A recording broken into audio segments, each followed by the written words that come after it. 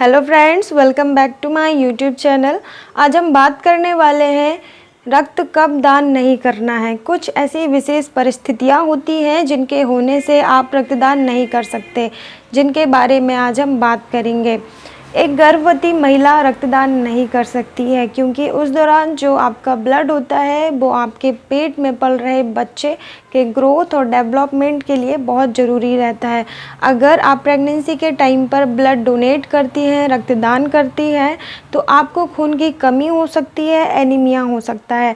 साथ ही आपका जो बच्चा है वो कमज़ोर पैदा हो सकता है, प्री मैच्योर हो सकता है, उसकी फिज़िकली और मेंटली ग्रोथ सही से नहीं हो पाएगी।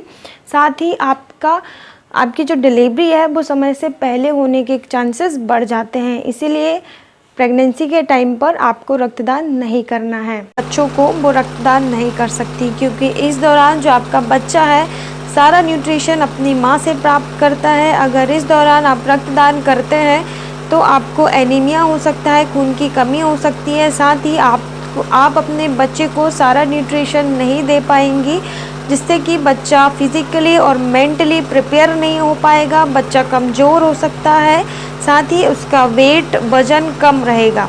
इसीलिए आपको स्तनपान कराते हुए रक्तदान नहीं करना है।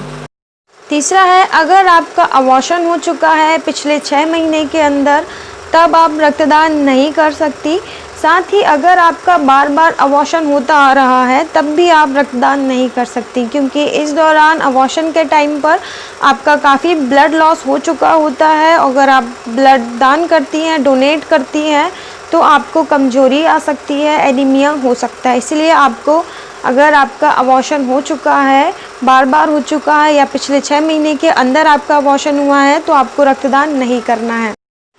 चौथा है, वो महिलाएं जिनका अभी रिसेंट में डिलीवरी हुई है, बच्चा पैदा हुआ है, वो भी रक्तदान नहीं कर सकती क्योंकि इस दौरान रक्तदान नहीं करना चाहिए क्योंकि जो ब्लड होता है वो काफ़ी लॉस हो चुका होता है और जो नया ब्लड बनने वाला होता है वो आपके बच्चे की ग्रोथ डेवलपमेंट के लिए बहुत ज़रूरी होता है। तो आपको, अगर आपकी डिलीवरी हुई हो अभी रिसेंट में, तो आपको रक्तदान नहीं करना है।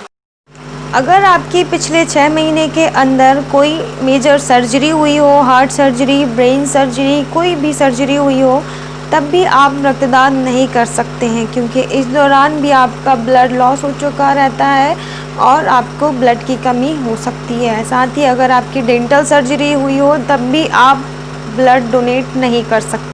अगर आपको दिल का दौरा पड़ा हो या दिल की बीमारी हो, आपका ब्लड प्रेशर हाई होता हो, तब भी आप रक्तदान नहीं कर सकते हैं क्योंकि इस दौरान भी जो ब्लड डोनेट किया होगा वो दूसरे के लिए काफ़ी नुकसानदायक होगा।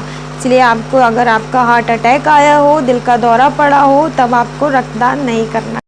अगर आपने पिछले 24 घंटे के अंदर कोई नशा किया हो जैसे सिगरेट या स्मोकिंग, तो आपको ब्लड डोनेट नहीं करना है क्योंकि 24 घंटे के अंदर जो आप नशा करते हैं उसके कुछ पार्टिकल्स आपके ब्लड में रह जाते हैं और अगर आप तुरंत बाद ब्लड डोनेट करते हैं, रक्तदान करते हैं, तो आपके जो पार्टिकल्स हैं स्मोकिंग या ड्रिंकिंग के, वो दूसरे व्यक्ति में ट्रांसफ़र हो सकते हैं। इसलिए आपको रक्तदान नहीं करना है स्मोकिंग या ड्रिंकिंग के बाद।